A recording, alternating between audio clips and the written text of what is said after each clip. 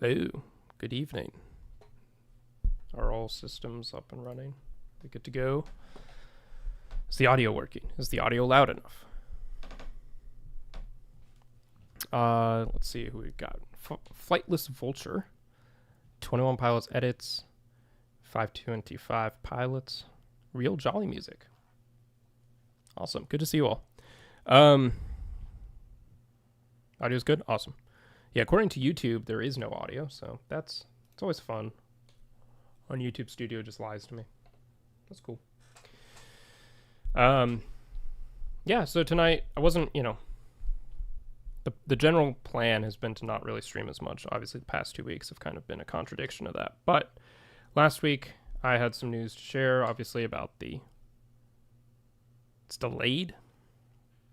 Is it, significantly delayed?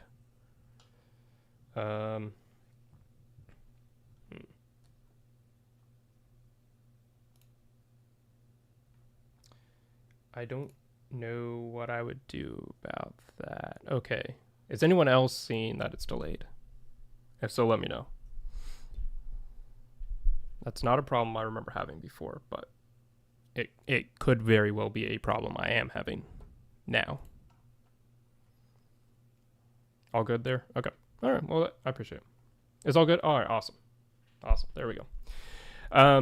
So as I was saying, wasn't planning to stream as much, but I did have the caveat that if there was news to talk about, I would do a stream and talk about it. So obviously last week, I had some news to share about the interview that I did with Roland Bingaman, which went out on Thursday. And then today,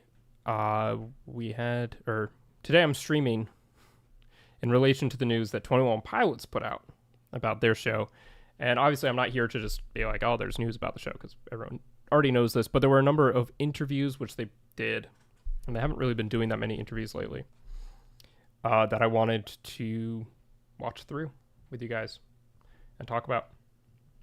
So that's the main purpose of today's stream. Again, it's going to be a chill stream, hanging out, looking at some of these interviews. There's a couple of things I wanted to talk about from them, a couple of miscellaneous light items that I had, and then we're going to be trying something a little different tonight, and that I'm going to have a hard cutoff at 10. I don't know if we're going to go till 10, but we're definitely not going beyond 10. And at 10, I'm going to stop streaming here and switch over to a stream on my second channel, Perligo Review, and do sort of a after show Perligo After Dark kind of thing, talking about not 21 Pilots related stuff, but talking about some really just looking at the interviews that Christopher Nolan did with 60 Minutes over the weekend. So a lot of interview related streams tonight. If we get through everything I have planned for this stream well before 10, then we'll just switch over to that earlier. But at the latest, we will be wrapping up here at 10, and then heading over, anyone who wants to join, heading over to my second channel for a follow-up stream, or a second stream, to switch topics a bit. So trying that out, seeing how that works. And yeah, 525 Pilot. What do you want? 525? How should I say your name? I feel like we've been through this before. I don't really know how to shorten your name. 525 Pilots. He went to his first JD show yesterday. That's awesome. How was it? What songs did they play? Did you get to talk to them? What other Breach songs do you think will be played in the Columbus set in October? I'm not sure. I think at some point before, not tonight, but at some point before the performance over the summer sometime, we should sit down and come up with a ideal set list. We've done things like this in the past before. Just one of those sort of collective putting our minds together and trying to predict the set list as much as possible. We did this before the Breach tour. It would be the biggest one yet. Yeah. And he also said they're trying to cover a certain number, or not a certain number of songs. There are certain songs they're trying to include and cover that they don't normally, and things like that. So, yeah. I'm looking forward to it. I'm looking forward to seeing what it will be. I probably will not make it to a show. as much as I would love to. Just such is life, right? And when I say a show, I mean the show, the big show. But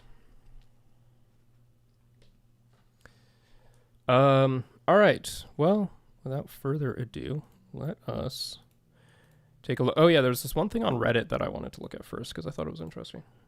Praying I can't get a ticket. I'm sure anyone who's there for the pre-sale and so on will be able to get a ticket.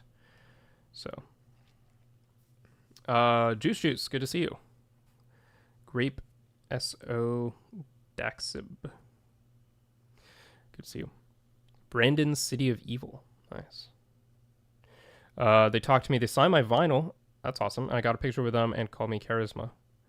You can pronounce my name 5.25 pilots. Okay, 5.25.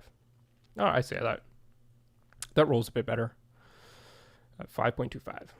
You should start like a radio show called 5.25 or something. Yeah, it's like 100,000, 110,000, 107,000, something like that. So, a grape soda. Nice. Just got home. This is perfect. Awesome. Yeah, settle in. Gonna hang out. So, oh yeah, one thing to just kind of put out for your awareness before getting into the evening. My power has been turning off and on, like, whole apartment power off and on, all evening. So if I randomly disappear, I'm probably dead, and my power is also probably out. So it's just like, keep losing at life. So yeah. Also, because I had to like finish stuff up and I needed to not risk my power going out again, I haven't been running my AC all evening and all afternoon. So it's very hot and stuffy in here. So that's fun for me. All right. Where did this go? Hello?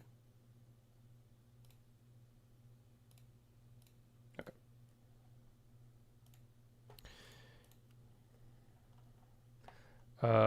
If they ever make a 21 Pilots dedicated radio station, they should call it Oldies Station.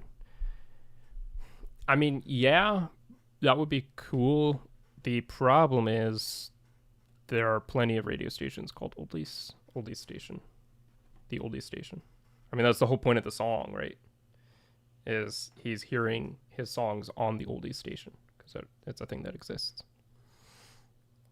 So I saw this when I was browsing the old subreddit the other day. And so shout out to this person for, what was that, Second Mia? I don't know.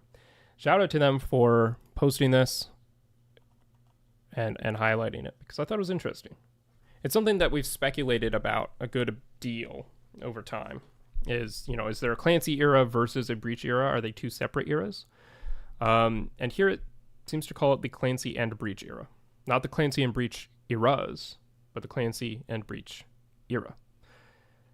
Which also, this and some other things that we'll see as we look at these interviews, seems to confirm that they do very much think of the Breach Clancy combo as a double album.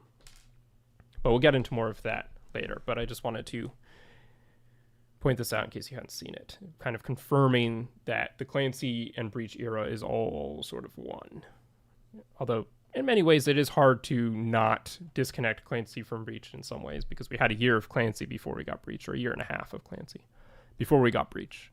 And yeah, there's just a lot of really iconic moments in the Clancy era, like the Doubt demo, the line, things they did with the Clancy tour. So, all right. I'm sure you guys have seen this. I'm going to use it as a test, though, to see if the audio is working. Is that working? Can you guys hear the audio? Well, Tyler did say he didn't want an extra Clancy album with a few extra songs, which then led to Breach, so it makes sense. Yeah, exactly. The audio is working? All right, fantastic. Great. Okay, let me just give me 1 second.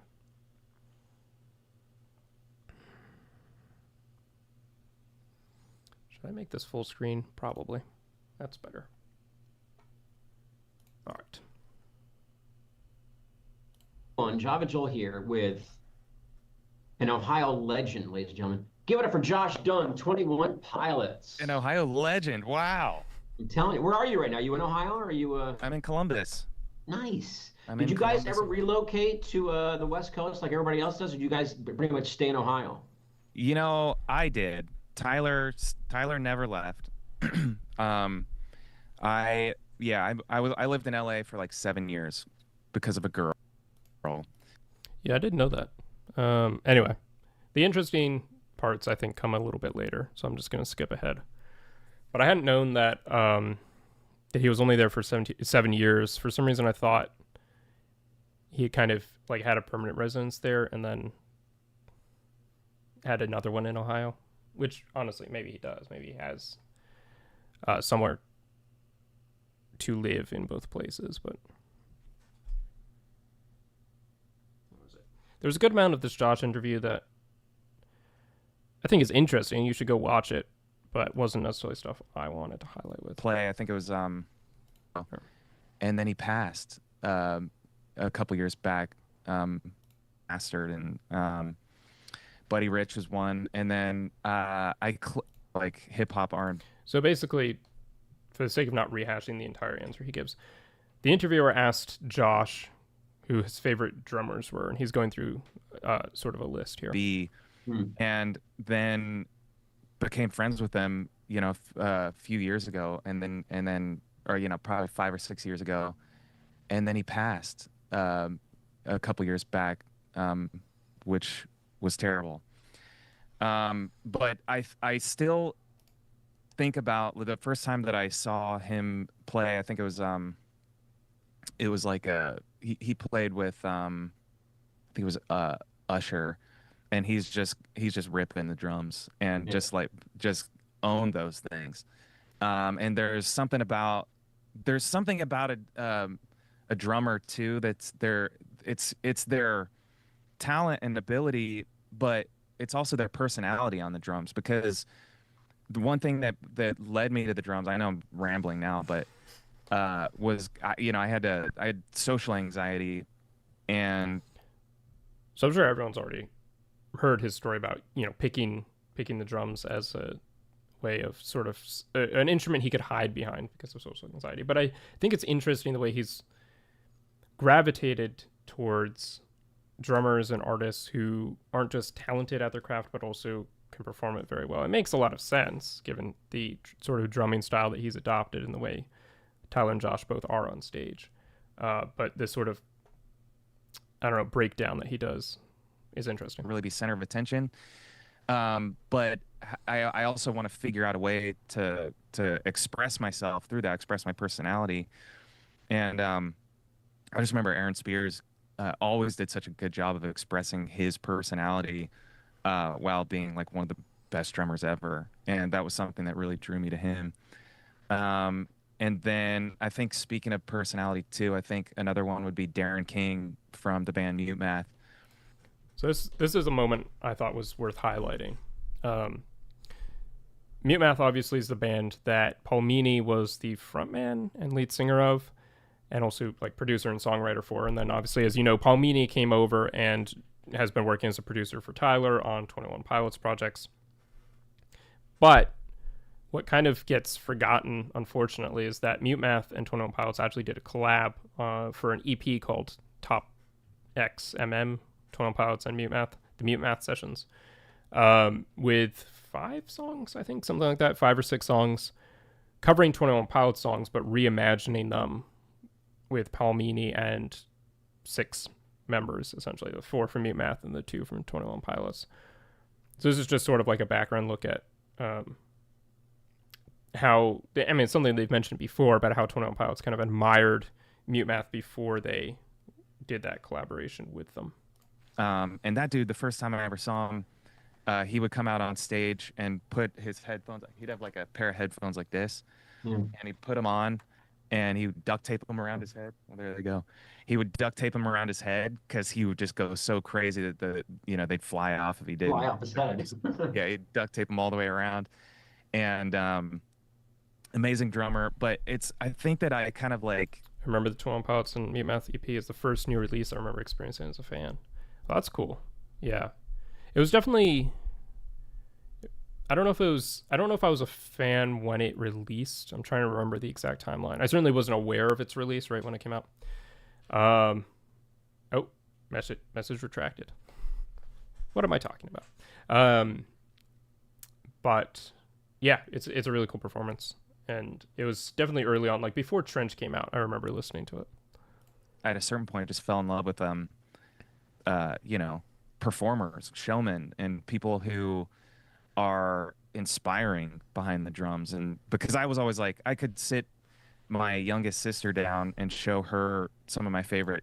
Okay, it goes on sort of about some personal stories, all good stuff. Again, go watch the full interview. It's interesting, but there's one other moment that I wanted to highlight because I thought it was interesting. When did I become a fan? Well, I don't remember the exact date. It was, I want to say it was like early 2017. Because I was listening to Blurryface for a good while, and then I discovered some of their other music, and then they released Jumpsuit and Nico and the Niners, and were starting to roll out Trench.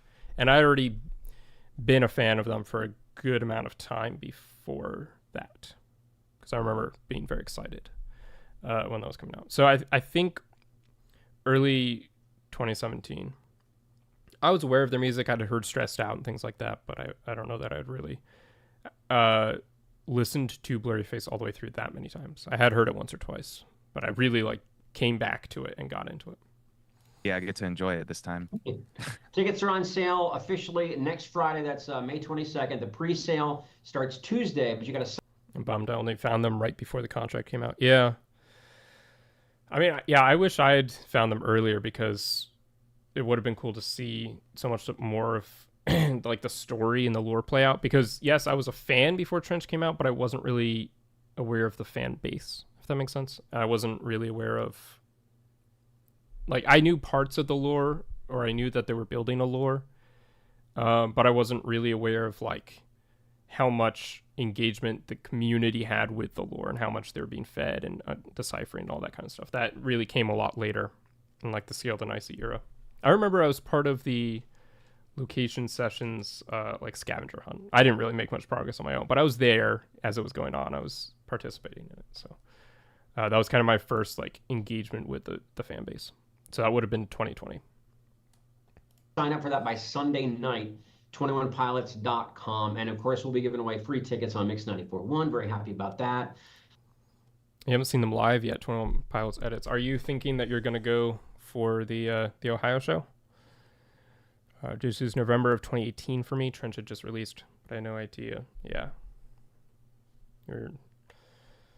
Well, not the worst time to enter, though. You know.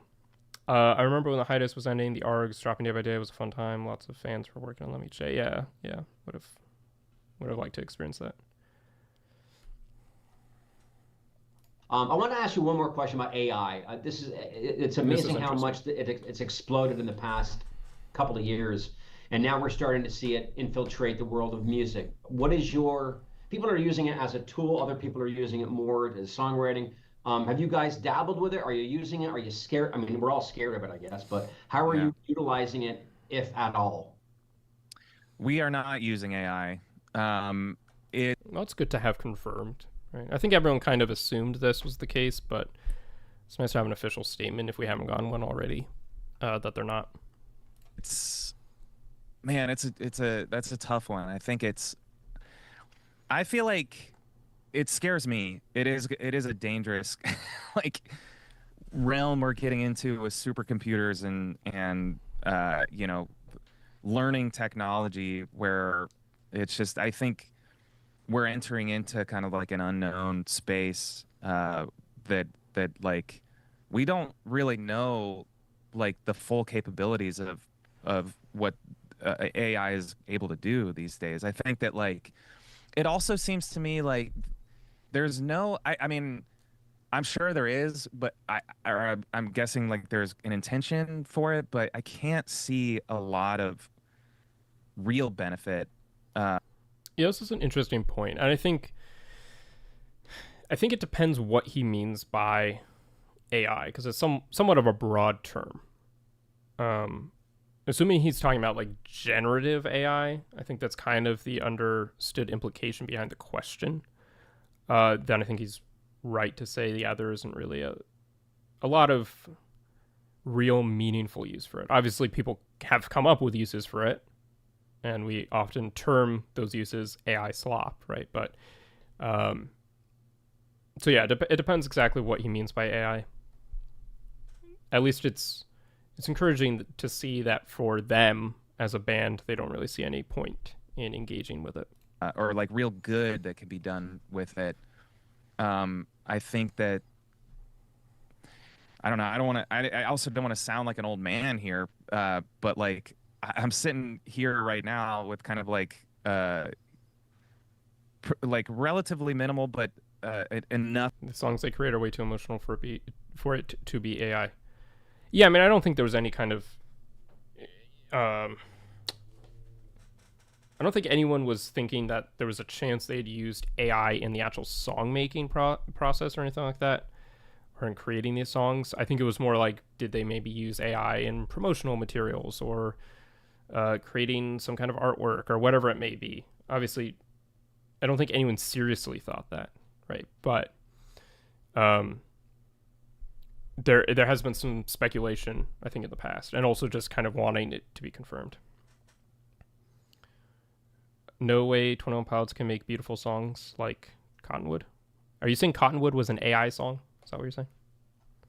Setup to like I recorded drums for our whole last two records right here, and I feel like I've got all the tools that I need to do that.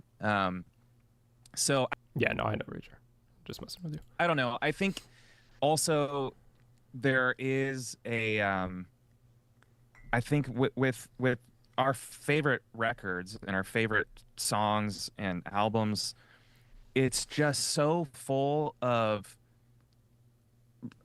micro decisions that are made by humans and so this is a good point, especially when it comes to generative AI. This is something you see a lot in the film world, right? Because there's a lot of discourse in the film, TV, movie side of things about the role that generative AI is going to play. And there are some people who think, well, you know, the AI tools can replicate the end product of things that exist. And that's true to an extent. I mean, often you can kind of tell it's AI, but like, sure, yes, there are ways in which it can, you know, make something, put something together that plays like a movie you might watch. Maybe not a good movie that you would watch, but a movie you could imagine seeing on TV or something like that. But the point here is interesting that that's really coming in at the end and copying and creating something to replicate the end of a process, and not really replicating the human steps within the process itself. And I'm curious if there's a way, not to get too into the weeds on AI because I really know nothing about it, but I'm curious if there's a way down the road AI can be created to replicate those micro decisions as well, and like pretend it's a human and make all the micro decisions necessary to then arrive at that final product. I don't know what they would, what it would mean to do that. And I don't know if anyone's actually trying to do that, because it might strike AI engineers as a waste of time. I don't know. But I don't know if anyone here has strong opinions on AI, either pro or anti, because I'd be curious. Do we think there's a chance for a live album, maybe after they record the Ohio Stadium? Yeah, I mean, I think there is a chance for a live album. No idea when. But again, it could be something that they kind of use as a piece of product, essentially, to release after they enter their break. So, like, a record store day exclusive or something like that in 2027. because they have a lot going on right now. They're playing festivals. They're now promoting this big show. So they don't need to put anything else out right now. They can kind of hold that in their back pocket until they need to release something new. And big decisions. It's like, man, the tone of this guitar might have taken 3 days for somebody to get, perfect for a chorus of a song. There's songs that I recorded like 3 different drum sets in 2 different rooms for one song, and there's something about the human element of these the decisions made, and also human performance. Tyler playing the keys, singing into a mic, playing the drums with, and being intentional about the softer hits and the harder hits. There's just something. I'm very strongly against AI as an artist and as someone who loves the environment. They're trying to put an AI data center in my town, and they're going to kill a nature preserve if they do. Yeah, the data centers seem a little foreboding. I don't know. Not the most optimistic about the old data centers, but that I feel like can't be replicated by AI as much as they listen to songs and extract data and stuff. So I don't know. I don't really know. I think, again, we're kind of like in an unknown space with that, and I guess that there are tools that could be used, but we haven't used any of them for our music.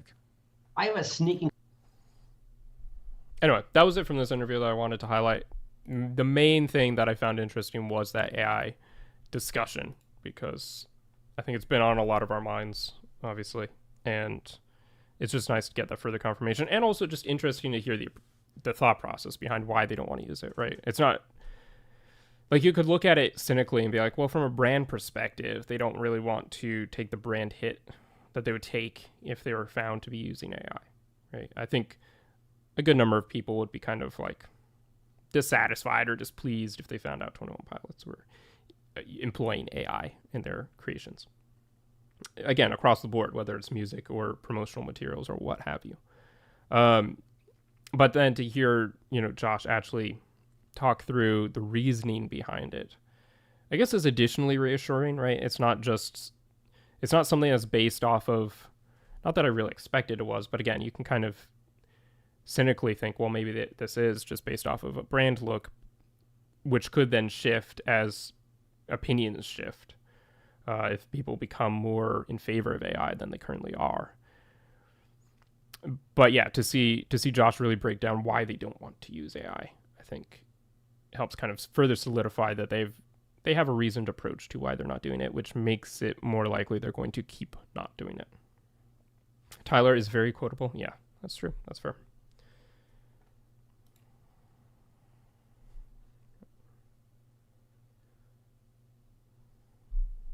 Oh. Forgot I muted this one. Alternative Cleveland, local and independently owned radio station here in Northeast Ohio. And yeah, I'm honored to be speaking with you. And I do want to just start off with the elephant in the room. What will be public knowledge by the time this video reaches the airwaves is the show that is just announced in Columbus, your homecoming show, October 17th at the Shoe. Yeah, it's going to be crazy. It's kind of like it quite literally doesn't get much bigger than that. And I don't know, anyone who's going to be at that show is going to kind of watch Josh and I probably, kind of realize over the course of the show that, we've reached that peak. And I'm not really sure exactly what sort of emotion it's going to be or how it's going to manifest itself, but it should be a pretty powerful moment.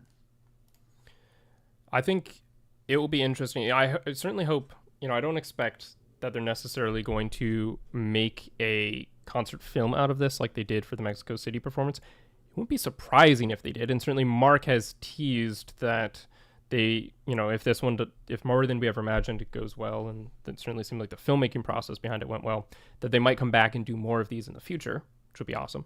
And that then if they do, this would be a prime, situation to do it. But, It is, yeah. I'm hoping. Look, regardless of whether or not there's a concert film, an official concert film, I'm hoping there will be some kind of footage from it, hopefully officially posted on their channel. So it's high quality. Hope they can live stream it for the people who can't go. That would be really cool. I would buy a virtual ticket, to watch a live stream of it, if it was like an official live stream, obviously, that they were doing.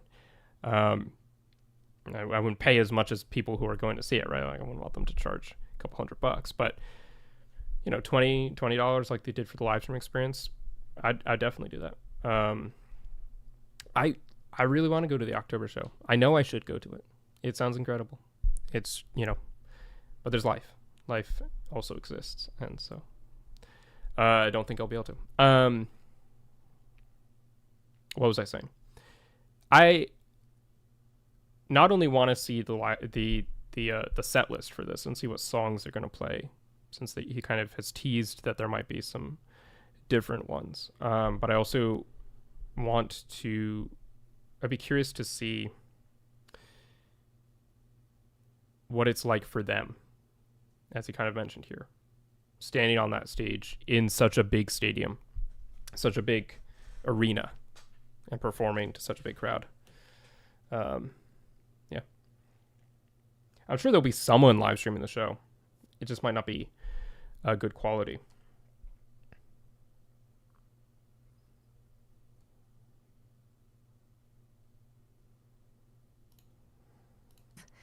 A love-hate relationship with this state, almost like, people make fun of us and it's like our They'll little probably play sibling. hometown. Like, no, don't talk about Ohio like that. Yeah, I want to back off. know. Yeah, come on. I want to know if the shows you do in Ohio, if there's something different that you've noticed just throughout your whole time playing. Yeah, I mean, Yeah, it's really cool. To your point, 21 Pilots. It's 21 Pilot edits. It's really cool that they've gone to this point. It's awesome, and I wish I could be there to add to the numbers in the audience. So. say that I guess there's just this extra sense of pride. And yes, from the audience being proud of us because we're from Ohio and we still live here and we love where we're from, but also we have a sense of pride because it does seem like more recently our shows in Ohio have brought in a lot of people traveling in to see kind of the Ohio show, because we've always tried to make it special and add more to that show than any other show. And so I like the idea that people travel in and get to experience Ohio and kind of see it first. I'm from a neighboring state, so I could, but I'll save my money. I already saw the Breach tour. That's fair. I mean, I get it, right? Like, infinite money doesn't really exist. So, only my imagination. Good to see you. Welcome. And anytime I hear heathens, I can't unhear the Mexico City Fair. Just dropping by. Yeah, good to see you. Yeah. Firsthand rather than, the way that maybe they hear it talked about, or can't stand in the its living room. preconceived notion of what it's like. And it's fun to watch people be like, man, I really like Ohio when I go. And so using our show as a way to kind of bring people in to come to the show and experience. Paid for by the Ohio Center of Tourism. Experience Ohio is another. It's like a different side of the coin when it comes to the pride that's felt when playing a show there. And I only mention that because it's a stadium, and we're gonna need to sell a lot of tickets, and I hope people come in from potentially more than just Ohio to come to the show. But I don't know. Every time Josh and I will always be kind of worried. And only in my imagination. Thanks for being here. Good to see you. Have a good night. Come back if you feel so inclined. Thought I heard something fall in the background. So just a little anxious about whether or not we can sell tickets. And all right. Yeah, that bit about Ohio was fun. This was interesting. The music you play, and I get it because I love it as well. But yeah, That's awesome. So I know you got a lot of people in Cleveland and Akron area that are about to drive down for this show. That's awesome. So we're really excited. Well, I appreciate it. Yeah. Hope we sell tickets, brother. Do you know who you are? I mean, that's fair, but also this is the biggest place they've ever played. So I think it's fair to be like, well, we know we can sell out X amount of tickets, but this is however much larger, right? I think Mexico City was what, 65,000? And that was kind of a big deal for them, a milestone for them. So if they're then looking to sell 107,000, that's, it's not twice as much, but it's significantly more. It's almost twice as much. Yeah. And with our listeners, we've asked them like over the years, if you ever met your favorite artist, what would you ask them? And I searched through and I found somebody who wanted to ask you a question. And I was wondering if I could ask. They don't know I'm asking. If I had a bucket of money, I'd go, but hard when you live on the opposite side of the world. Yep, that's fair. That's fair. Asking this, so hopefully they see this. But this is one of our listeners, Ashton, wanted to know. I thought it was funny that the listener from Ohio who submitted a question about 21 Pilots at some point, not necessarily recently, is called Ashton. Fans of GA will get the connection. But No, was the approach to writing Breach different from Clancy, despite them being continuations of the same story? So this is interesting. This is where we start to get to something I mentioned right at the beginning of the stream, a sort of a further exploration of the idea of what is Breach in relation to Clancy and how does this Clancy Breach era work.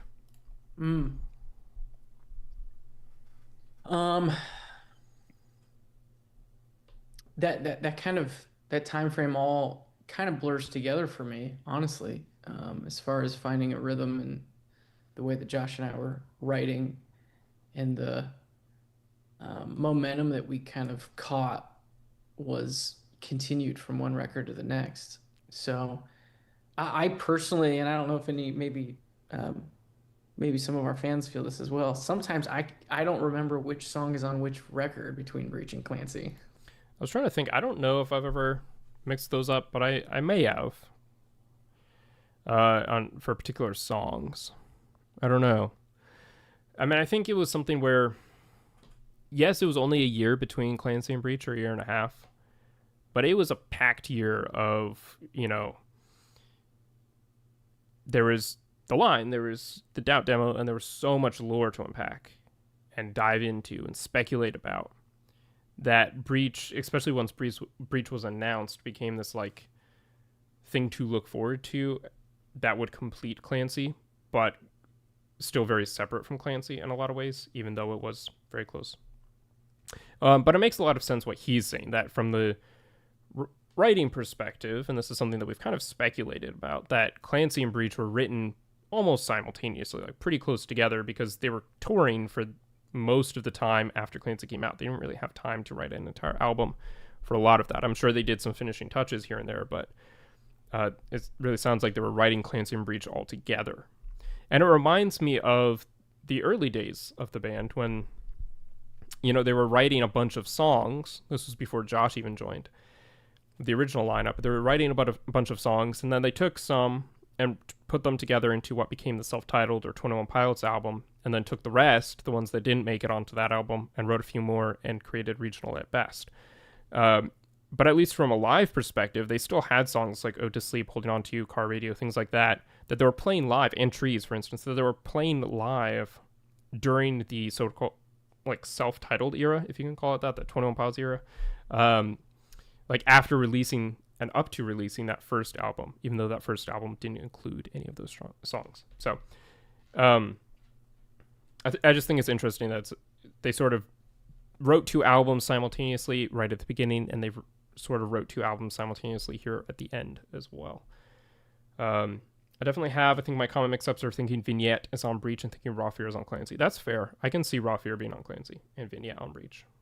Yeah. Got to get going. Thanks for stream. Have a good night or day, everyone. Yeah, thanks for being here, 21 Pilots Edits. Always good to see you. I always have to sing the part of navigating to remember when the line was.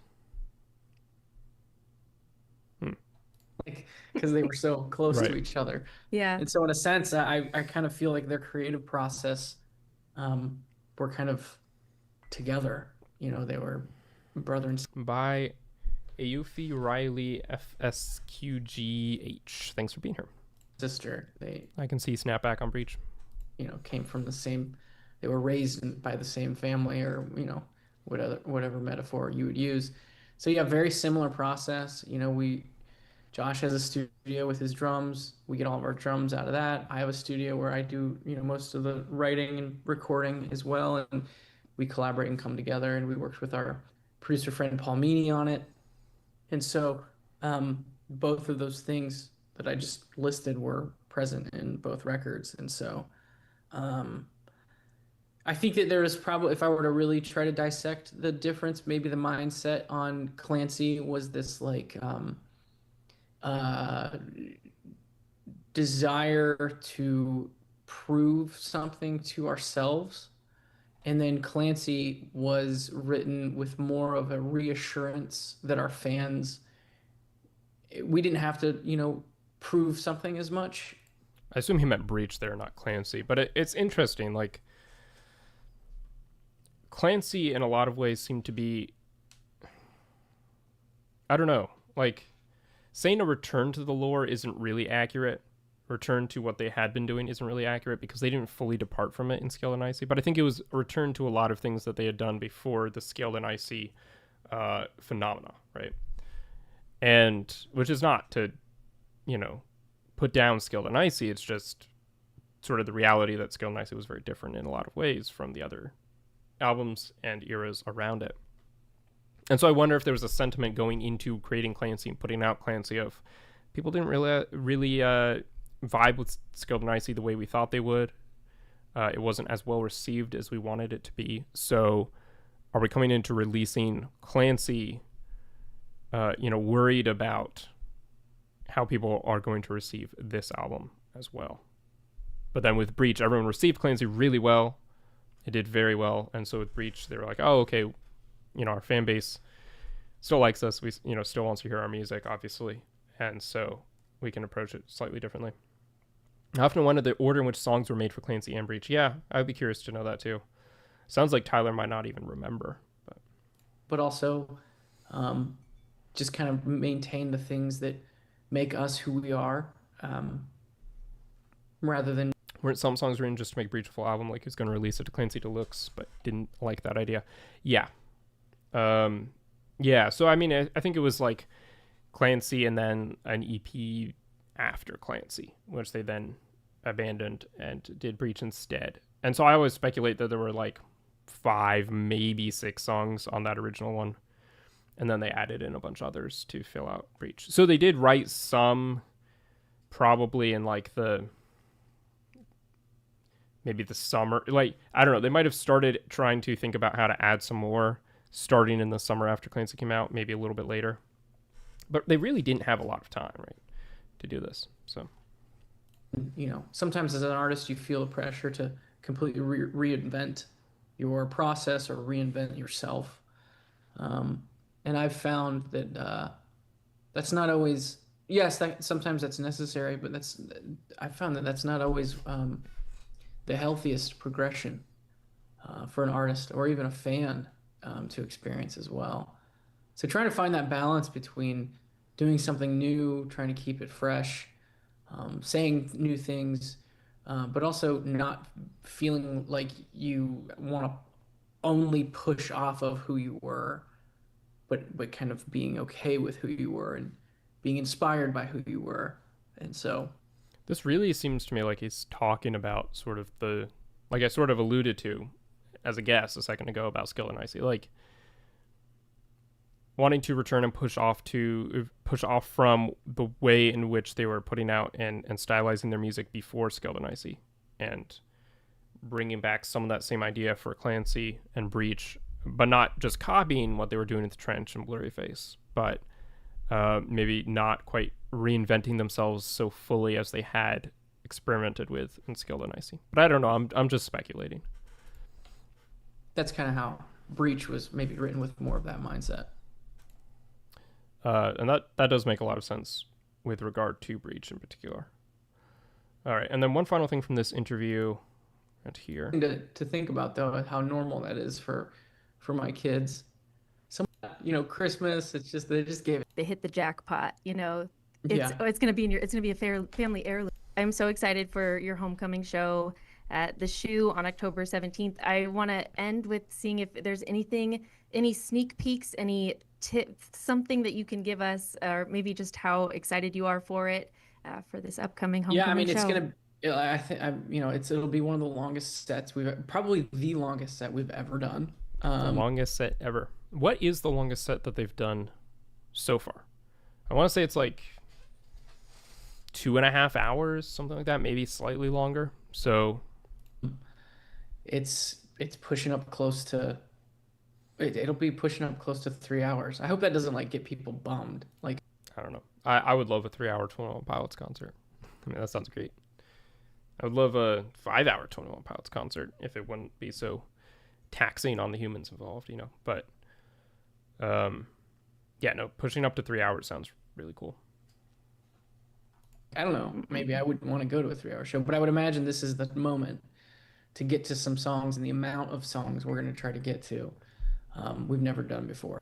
And so that's an aspect of it that is a bit daunting, but I'm excited for. It's also, some people have been speculating that it's going to be like the 21 Pilots Eras tour, and I think in some ways it would make sense for that to be the case. I don't know. Often, I think the Eras tour is used as a reference to something Taylor Swift did or something. I'm not terribly familiar with it other than just a general concept. So I don't really know exactly what she did or what it would mean for them to do that. But yeah, I think it would be cool to see them bringing songs from, throughout their discography. A number of songs off of Self-Titled and Regional Best and Vessel and Blurry Face and so on. And especially ones that aren't just part of a medley, an old songs medley on the piano, but fully playing them out, the full song. It'd be really cool to see, especially ones which they haven't performed for a while.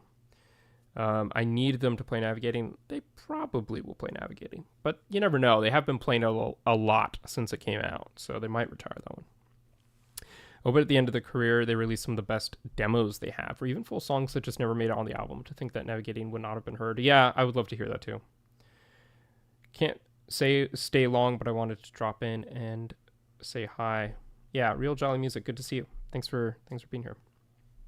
Red K3 or 5. Red K5. Perligo just read my mind. Weird that it's just a one-off. This show won't exist anywhere else as far as the set list and the way that we're doing it. The show won't exist anywhere else as far as the set list, but maybe it'll exist other places in other formats, like a film. I don't know. I'm purely speculating. I'm grasping at straws. And yeah, I mean, we're trying to get creative with different ways to get out to different parts of this stadium, but it is a massive place, and it's a bit challenging, but I think we have some ideas of how to do that. So yeah, it should be special. It's always interesting seeing how 21 Pilots try to navigate through their shows, their arenas. We had the teleportation trick. Maybe we'll have something like that again. Probably not that exact thing, but you never know. All right, what is this? Okay, yes, this is the one I was thinking of.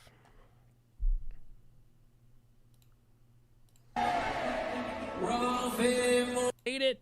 Tyler Joseph from 21 Pilots. What's up, guys? How are you? Sorry I'm late. I was what do you want to hear? No, we didn't just you were in Babyland. Dude, we don't need any excuse. Saving a kitten. Mowing and feeding a child. Yeah. I have to say, 4 people interviewing Tyler, it's a choice. It's an interesting choice. But I guess that's how their show works. So fair enough. Who am I to judge? All right. Is this the right place? No. Yeah, I mean, it'll be an incredible moment for us, truly playing these small clubs and bars, kind of growing up in that music scene and working our way up. When we play this show, it'll be some sort of emotion that I may have never felt before. But this, kind of getting to the top is an unbelievable feeling that I'm sure is going to be pretty overwhelming. Yeah, and we're gonna send some Woody Show listeners to the show. We're gonna send this. Yeah, it is gonna be cool to see them kind of. I don't know. He talks about this being like the peak. I certainly hope they do better, right? Like they play 1 million capacity. I mean, I think he's also mentioned. Maybe we'll get to this in one of the places I wanted to highlight, but that this is one of the largest arenas.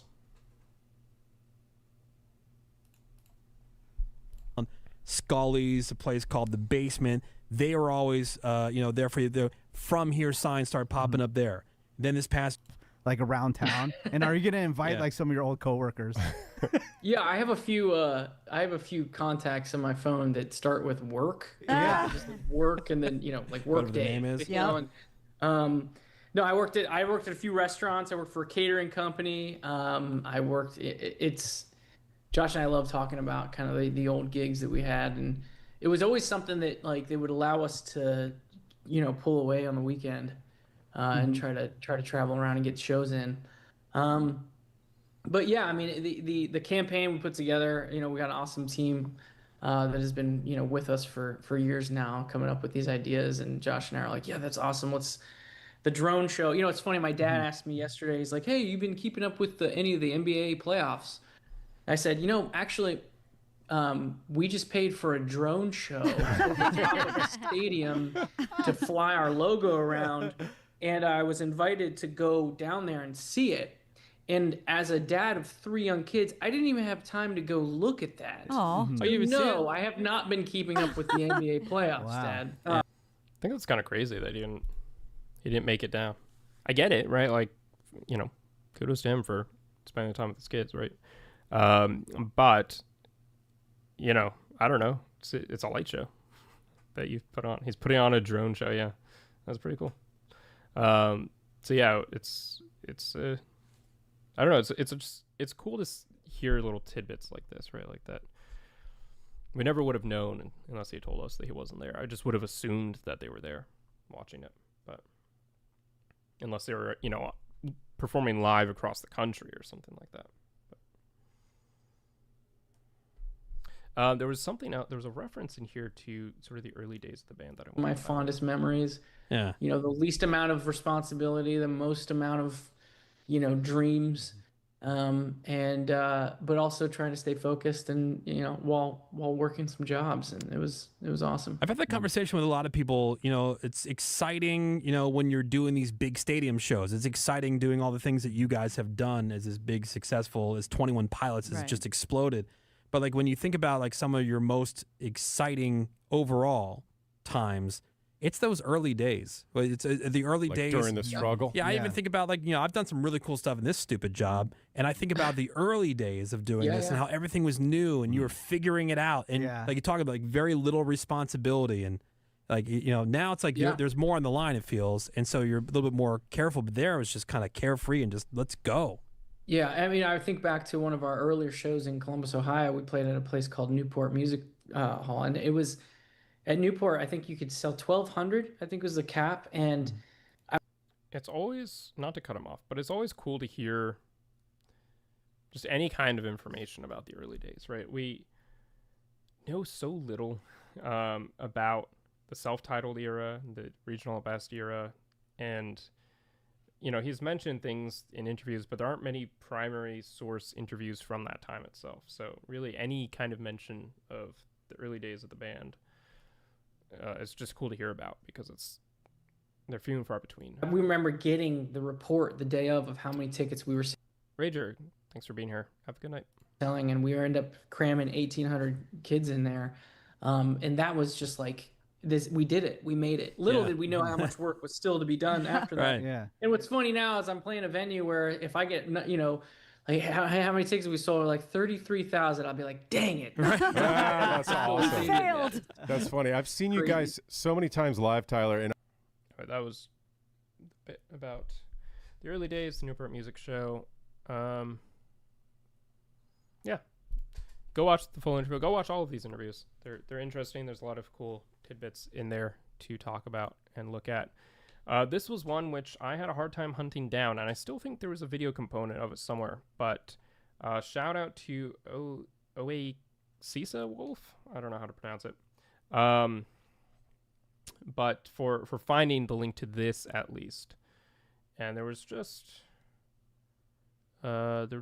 two things I wanted to highlight from this as well. And obviously, there's no real video component to it, like I said, unfortunately. So we'll just have to listen together. But in stage in the middle, or I went a little too far. Real Jolly Music. I need some advice. I'm working on my debut album. What would you like to see or hear? I don't know. I mean,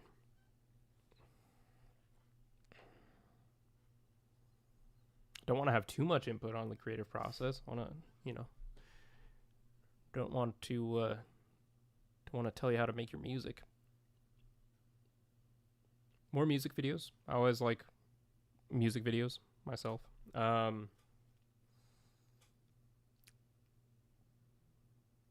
Also, if you're making an album, make it substantial.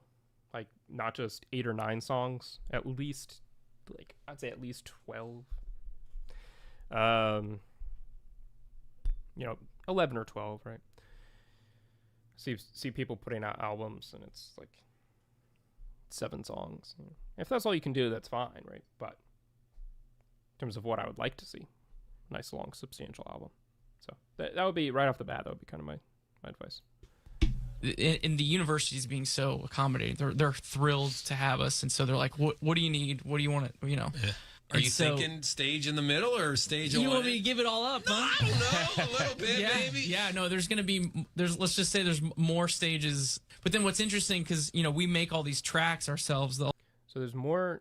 He gets into some interesting stuff in a second. I'm so sorry for cutting him off, but more stages, it seems like, than normal. So normally they have 3, right? They have the main stage and then the 2 B stages. There's one for Tyler and his piano, one for Josh and his drum set. Now, I think for the Breach tour, they had 2 because they had the Heavy Dirty Soul car on fire at the B stage, and they kind of just both congregated there for that. So that was a little different. But it sounds like there might be 4 or 5, and certainly from the size of the venue, they should be able to fit in 4 or 5. So that'd be really cool to see, especially if they have, like the car at one part, or the Bandito camp at one part, or whatever it may be, like the different kind of interesting elements, not just a stage with an instrument, but sort of something else conceptual behind it as well. All the music that the island of Voltsoy happens in between songs. And so what you do is you build out, okay, I think it's going to take me this long to walk from here to here, but you really don't know how long of a walk it is. And so you have to build these loops out where it loops a certain amount. And then Josh and I will have a cue. Some people have picked up on it, some people haven't, but maybe it's a nod that I give him, or I might say something specific. That's actually a cue for me to tell him, okay, I'm almost to the place I'm supposed to be. You can kill the loop and we can continue on. It's interesting that they're still having Josh doing that, right?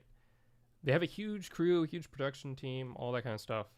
But it's still Josh kind of manning and triggering a lot of these loops, which I don't know. I'd be curious to know sort of why they do that, whether it's just purely practical. That's just how it works best to have Josh, because he's right there in the action, being the one doing that himself, or whether it's something where, it's a way to further have control of things from a more like ideal creative standpoint. So like maybe it would make just as much sense practically to have a crew member trigger the loop or end the loop, but to have Josh doing it himself just kind of adds to the performance. I don't know. But with a stadium this large, those loops have to be like, okay, how long is it going to take me to get to the back of this thing? And so it should be fun. Okay. And then one other thing, he trusts Josh so much. Yes, he does. All right. I mean, he listens to him about songs on albums. So I go to at least 2.5, and so he was like, "Oh no!" So he's got a lot more A lot more to come. Looking forward to it. All right, let me change direction here. I'm always curious how wonderful things happen. For example, being asked to perform Seven Nation Army. Whose phone rings? Does somebody ask you? How does that come about? Well, I guess it'd start back in like 2018. I actually got a letter from Jack White. So like right around the Trench era, presumably after Trench came out. I don't know why he just randomly. He looks like a letter writer. He doesn't. Yeah. I wonder if Jumpsuit inspired Jack White to reach out to Tyler. I could see that being a song he might like. Yeah, he wrote a letter. Yeah, he's written letters. I think he. I feel like it might also have something to do with them both being ready to play. Tyler likes to talk to the crowd during loops. Yeah, but like presumably the crew members are also watching and can like, you know, like Juice Juice. I think might be onto something with it further solidifies Josh as an example equaled in the band as opposed to just drummer. Yeah, and again, but I mean, like, I don't know if they would make a decision purely for optics in that way. Maybe they would. I really don't know. But I also, like, I would wonder if there's something where it's like, I don't know, maybe it's a mixture. Maybe it's just a mixture of a number of things. But I'd be curious to know if they ever say anything about why. He called me Taylor and instead of Tyler, which I was like, that's fine, I'll be Taylor. But he had some, guitar pedals and some vinyl because he owns his own vinyl pressing factory, and so he sent them to you. Yeah, he sent them to me, and wow. I used some of the pedals for recording and stuff, especially on the bass guitar. And I don't actually know, but the Rock and Roll Hall of Fame kind of like did this deal where they were talking to him, who would you like, and reached out to us, and so we did it. So that's the story behind why 21 Pilots covered Seven Nation Army at the Rock and Roll Hall of Fame. It was like they knew Jack White a little bit, or Jack White knew them, let's say, knew of them, and then requested that they come do the cover. So that's really cool. But yeah, anyway, those were the main like interview pieces that came out in the last week or so that I wanted to touch upon. I thought were interesting. I don't know if you guys have any other further thoughts. Pilots 2244. Yeah. Yeah. Given that Jack White reached out to them after the Trench year, I'm curious sort of what prompted him. Like if there was if he had been watching their career up until that point and Trench solidified that these were respectable musicians who were doing something cool with their music, or if there was a particular song off of Trench that caught his ear and he didn't want to reach out and get in touch with them.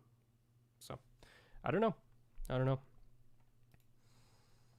Anyway, it looks like the majority of the people here are not going to be going to the October show, sadly. But I wonder if that's just because people don't have time, the money, or they live too far away.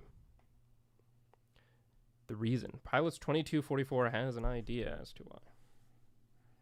What is the reason? Do tell. Okay, so those were the interviews I wanted to look at. There were a couple of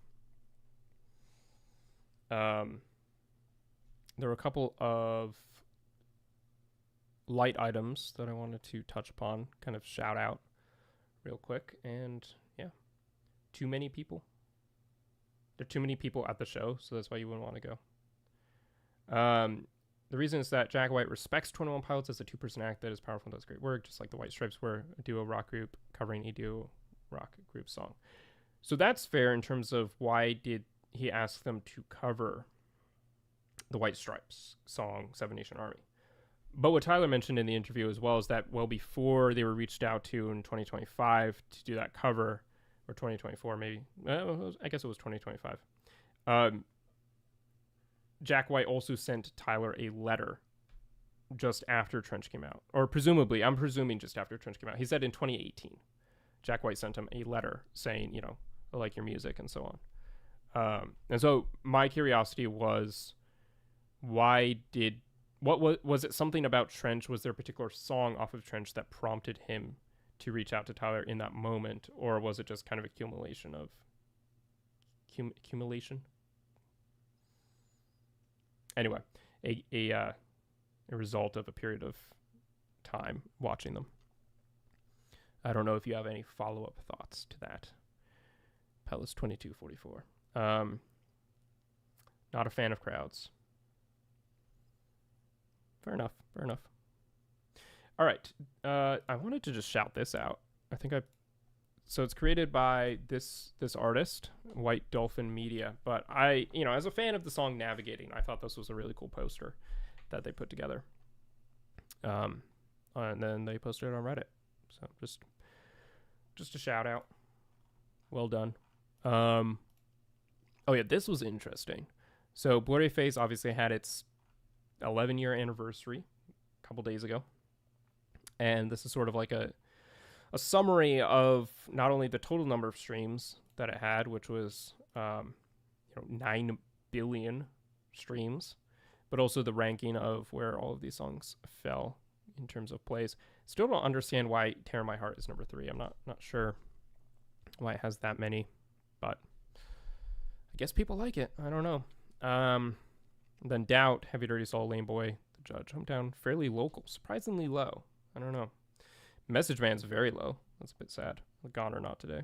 So I would expect, I don't know, I guess this top here kind of makes sense. Again, Tear My Heart, I don't really get why it's popular, but I do get that it is popular. And then Lame Boy, The Judge. But I would have thought fairly local would have been higher than some of these, like, just in terms of radio play, but I don't know. What do I know? And then, oh yeah, there was a couple of people posted, or really one person posted this in my community tab. And unfortunately, it won't let me, I don't know. It's like cropped off weirdly, but someone did like a Lego mock-up of what it would be like to create dema in Lego that I thought was kind of cool. It seems to be like sort of using miniature pieces, which, I mean, fair enough. Demas would be really big if you were building it to scale, quote unquote, like with the full size, to minifigure scale. But this is a really cool design. So again, I think this is something that was like created in the Lego Ideas computer builder. Message Man is my favorite from Blurry Face, and Fairly Local was the song I heard the most on the radio from them besides Stressed Out and Ride. Nice. Yeah. I don't know if this person is submitting it to Lego Ideas, but probably should. I don't know if it would go very far, right? Like, I don't know if this has got a huge consumer base behind it, but I thought this was cool. I would like to have it. So.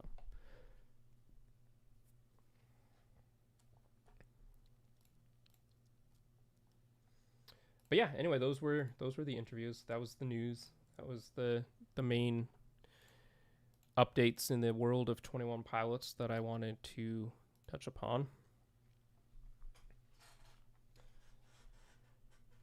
I wish I could make it to the show in October, but it does not seem like that's something that will end up being the case, unfortunately. All right, so I'm going to hang out, chat a little bit more, kind of have some conversations if there's anything that people are interested in discussing beyond this. Can we do set list predictions? Not tonight, only because I think it will take a significant amount of time and we're about to wrap up.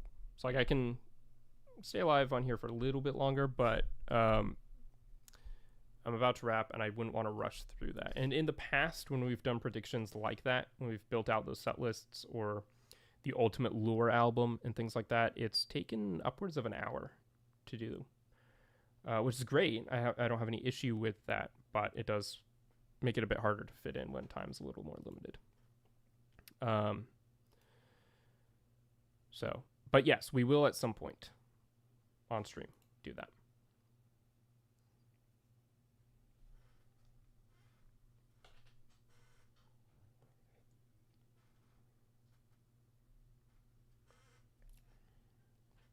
So sad there's not a tour to Columbus.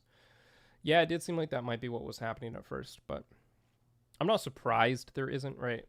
I wouldn't have been surprised if there was, but I'm also not surprised that they're choosing to do something that's more just one last show, as opposed to adding a ton to their performance schedule. So.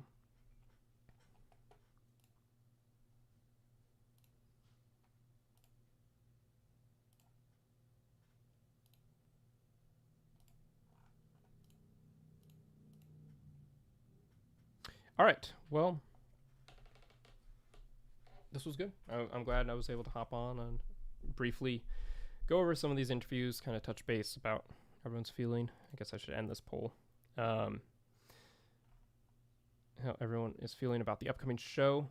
Some cool pieces of information in those interviews. Always good to get more interviews from the band, of course.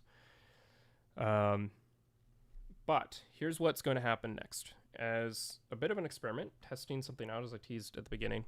If this is not something that interests you, no worries. Do not feel any obligation to join. But if it is something that might interest you, I'm going to take a quick break, mainly to kind of just get things set up. And then I'm going to transition over to this, which is a live stream on my second channel, Perligo Review, talking about some new interviews which just came out with Christopher Nolan about his upcoming film, The Odyssey, as well as some behind-the-scenes looks at The Odyssey that we got from these interviews.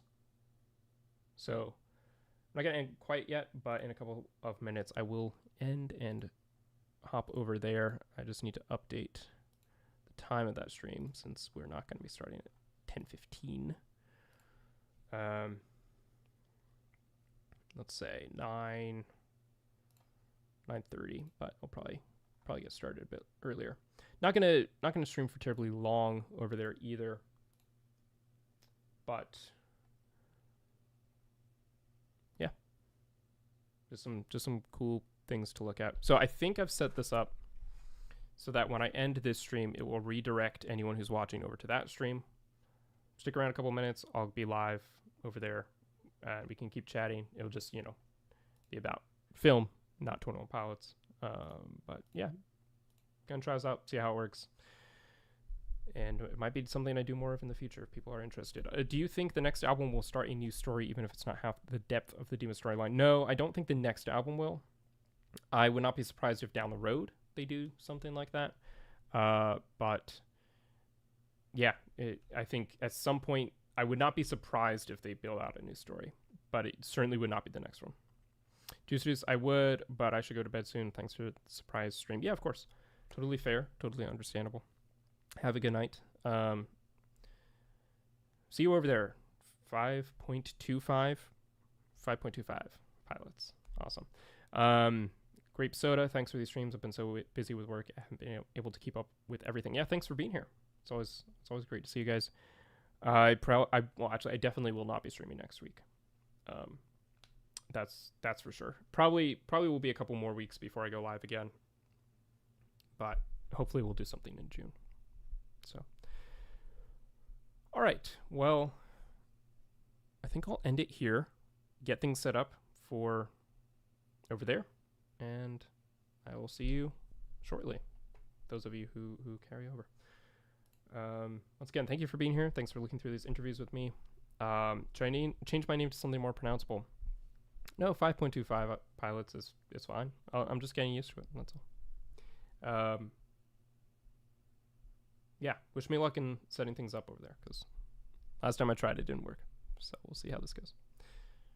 Good night to Grape Soda. And good night to all of you as well.